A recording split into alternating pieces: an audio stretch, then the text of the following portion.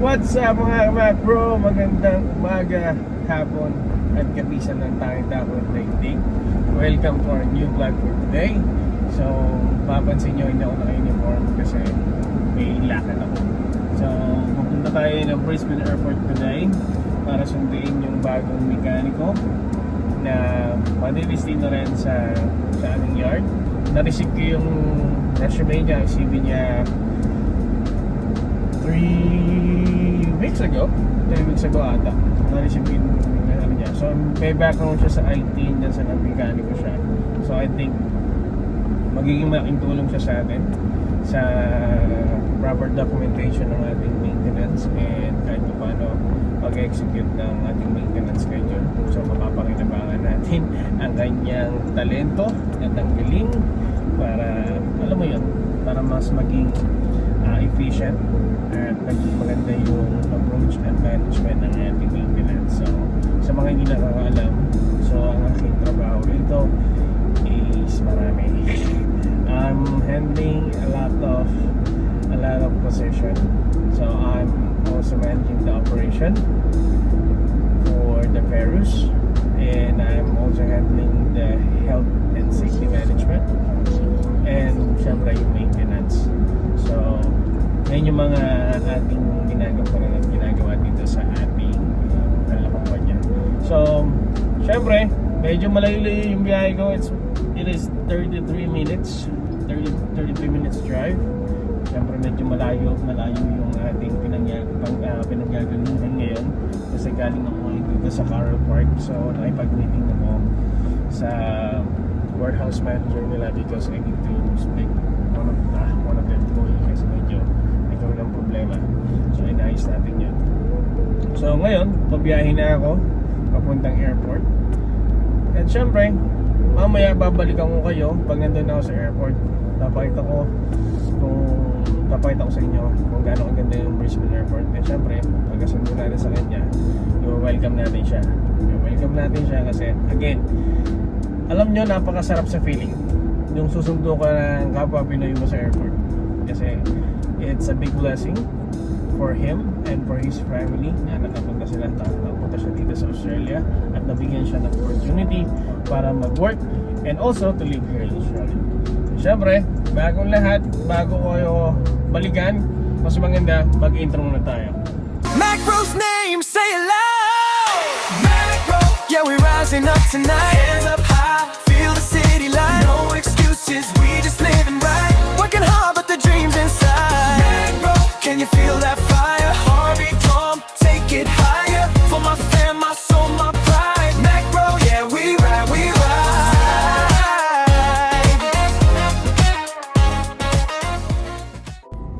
So yun, andito na tayo sa airport mga bro.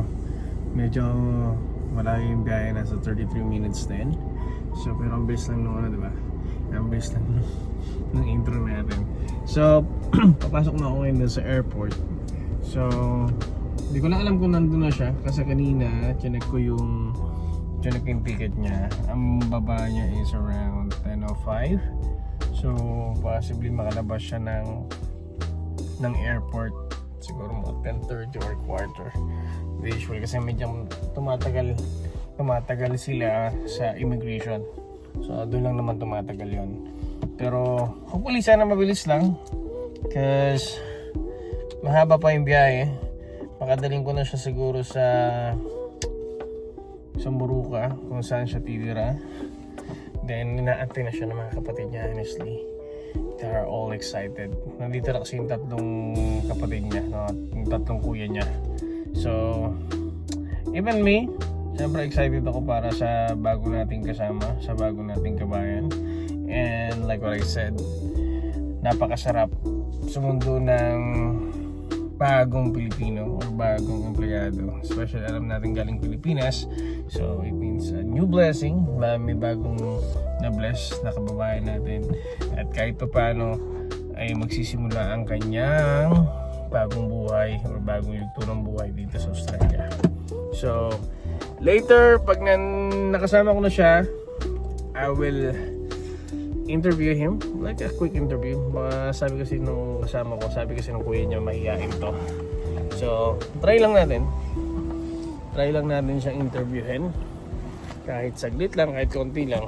While we're driving back. Papunta ng Moruca. So, andito na ako sa airport. So, medyo maraming tao. So, ayan. So, nila ko muna ng aking sasakyan, si Whitney. Oh, sarado pala dyan. So, ngayon pupunta na ako ng airport. Pasok muna tayo. Balikan ko kayo mamaya, guys. So, yan. Pasok tayo ng airport. Patayin. Patayin yung TV. Tingnan ko sana kung ano oras. So, pupunta tayo sa arrival area. So, ito na ang Brisbane International Airport. So, papalik tayo.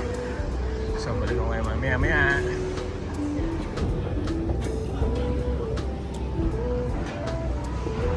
Butcher. Medyo maraming tao. Marami nang dumating.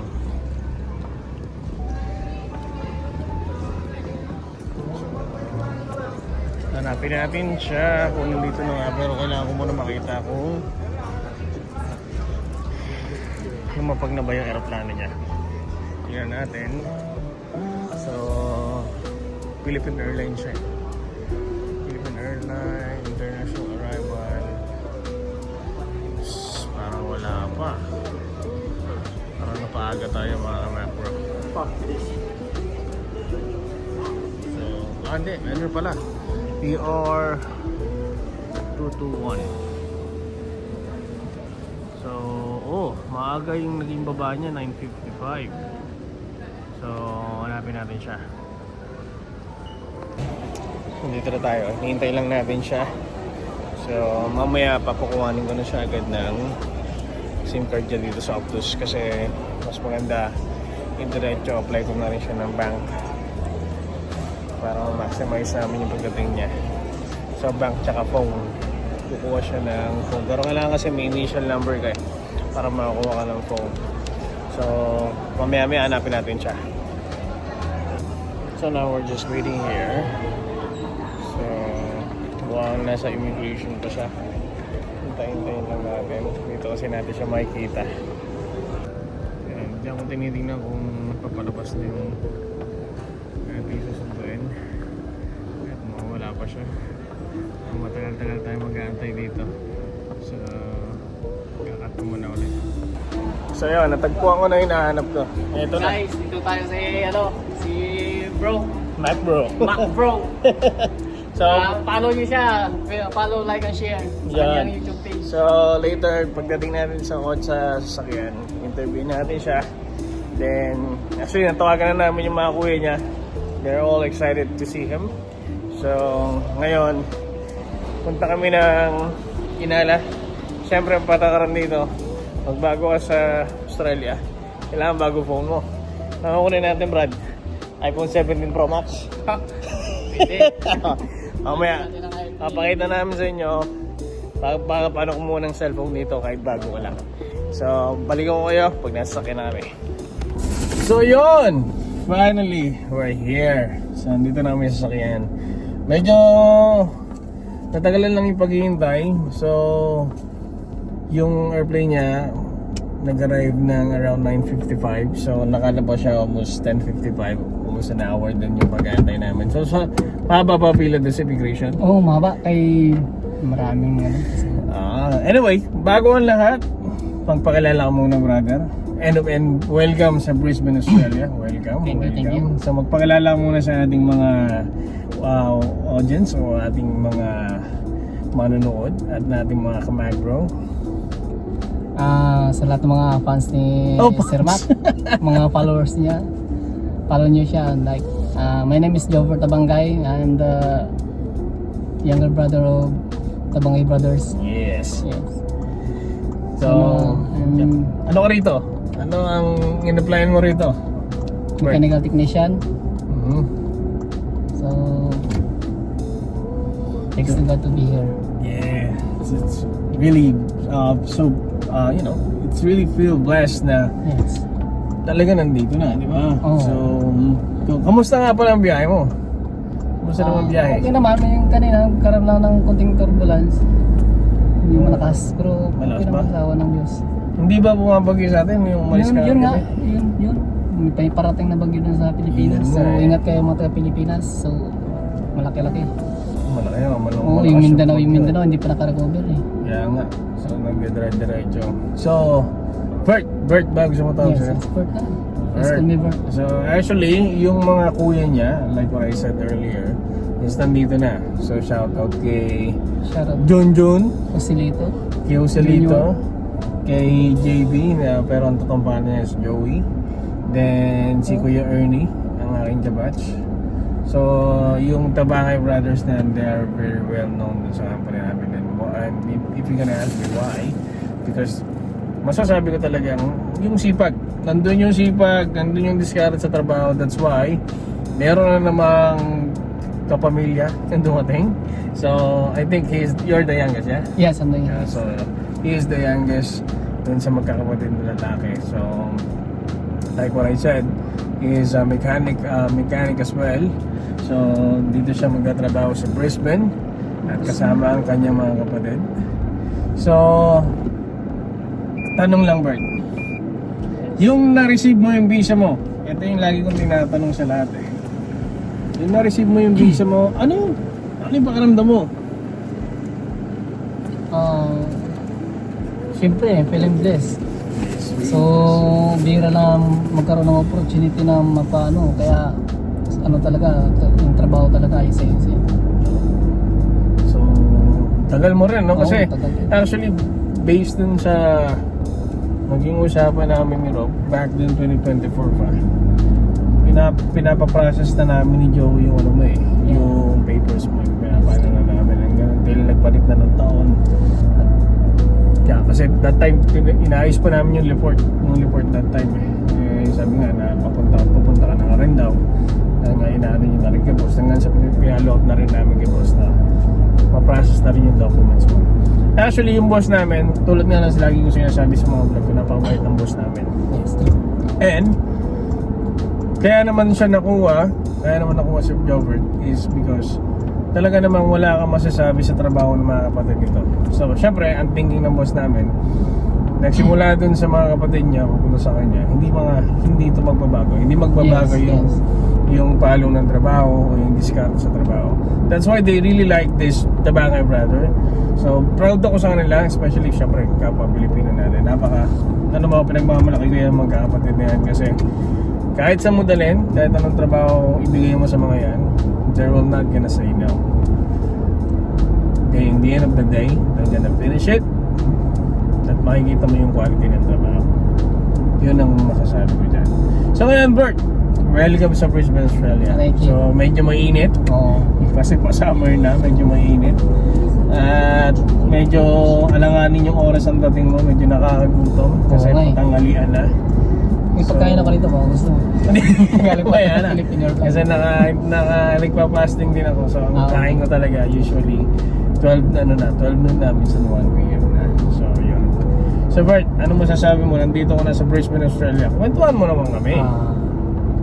So, ano rin masasabi ko dahil nandito kami sa Australia, pinagsikapan rin kasi namin to eh. Hindi lang basta-basta makalabas ka ng ibang bansa na hindi mo rin naman pinagsikapan eh. Kaya kung yung mga nanais na pumunta ng ibang bansa, katulad dito sa Australia, kung mayroon kayong trabaho, ay sa-isin nyo. Tapos Yes. huwag kayong yung baga low-key lang kayo. Tama Hindi ka pwede kang magalit kahit na mayroon kayong ipagtanong. Huwag kayong mayabang. Yeah. Wala naman dapat tayong pagmamayabang. Jesus, lang naman tayo eh. Parang nilika lang naman tayo na Panginoon pantay-pantay kaya. Correct. I agree Thanks with to you. God to be here. Yes. Kaya lahat po ng kapurihan. Are you sa also a Diyos. Christian? I'm also MCGI. Ano yun? Church Sa na- Catholic yun? Sa Catholic? No. Christian? Born again? Plus, pero mas kilala silang nakuan ang dati sa programa ni Brother Eli na dating daan. Okay. But So, it doesn't matter. Pero kasi isa lang naman din ang sinasama natin this week. Isang Diyos lang naman, di ba? So, that's why nakikita ko naman sa mga line of words mo, nakikita ko na I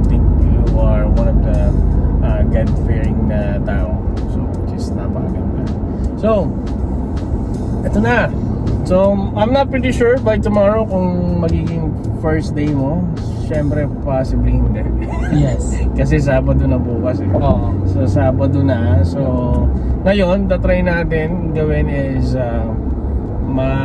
bumili muna tayo ng magandang cellphone mo. Bibili tayo ng Wow. 17 Pro Max. You. Di ba? Bibili muna tayo nun. So, yan na naman. Ito na naman ako. Tayo. Bibili na naman. Halos lahat, nakakaload ka to ng mga sinasabi ko. Halos lahat ng mga sinusundo ko dito. Kinukuhaan ko agad ng phone. Kasi why? It's really useful yung cellphone dito. Talagang napakalaki ng gamit. Especially sa pagbabayad. Kasi nga, mapapansin nyo, cashless dito sa Australia. So, ang gamit lang namin is yung cellphone lang para magbayad. Para magkaroon ng mga transaction, phone lang talaga. So, sabihin mo sa akin kung mamaya kung nagugutom ka na, pakainin kita. Okay naman. At yun na nga.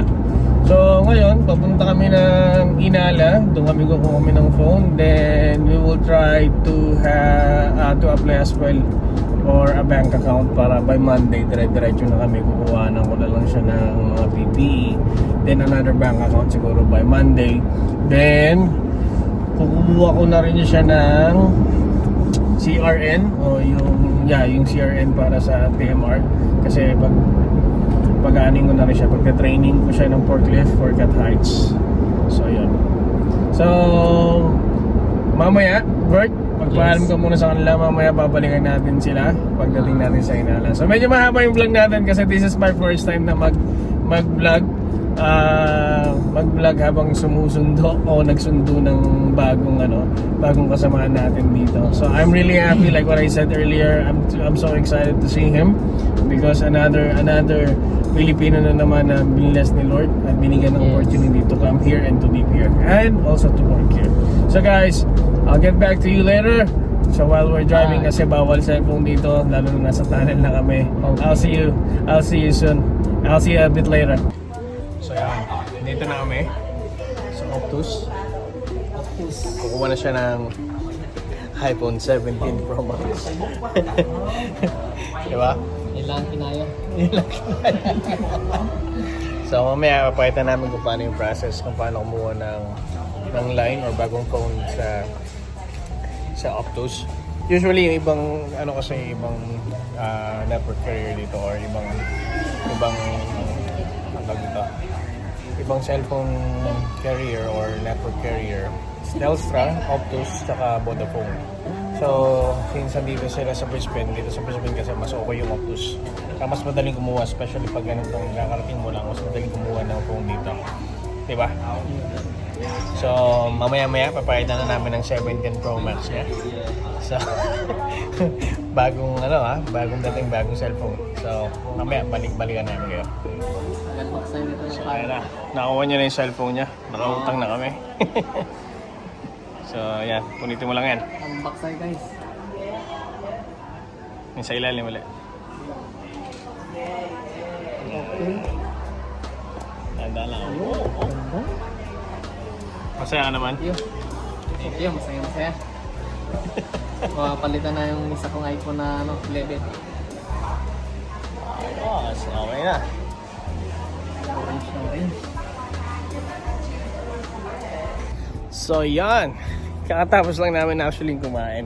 Hindi na ako nakapag-vlog kasi kasama namin yung boss namin eh. So ayan, sa picture. So ngayon, nandito na kami sa all purpose. Kukuha na kami ng kanyang sapatos. Safety shoes. So ayan na. Kamusta sa bagong iPhone? Ang iPhone. So dito na kami sa all purpose. Kuha muna kami ng kanyang safety shoes. So tingnan muna natin mga sapatos. Balikan ko kayo. So ayan, namimili na siya ng kanyang sapatos. Guys. Sakto. Ano, maluwag mo, sikip. Okay na yan. Kasi magme-medyas ka pa naman kapal eh.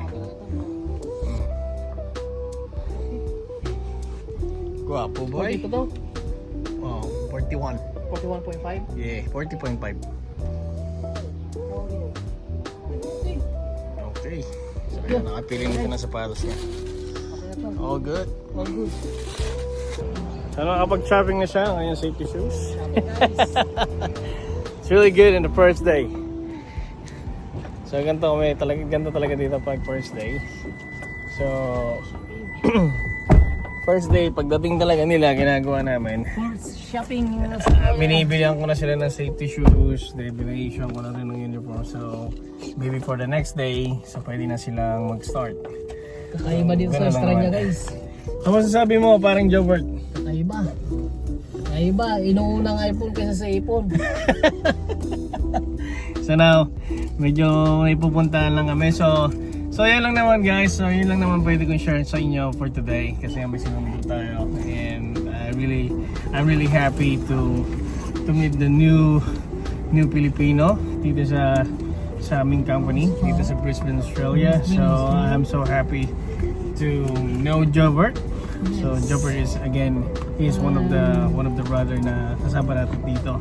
So kanina nag-lunch kami ng boss ko, kasama siya. So it's like a double celebration because last Wednesday is my birthday. So also sinama na rin namin siya as a welcome lunch lang naman din. Then we go straight here just to get his safety shoes. And again, ang PPE dito is sagot ng company. Hindi namin binabayaran yan. So now guys, thank you so much for watching our videos, our vlog for today. So don't forget to like, share, and subscribe. And I'll see you in my next vlog. Thank you guys.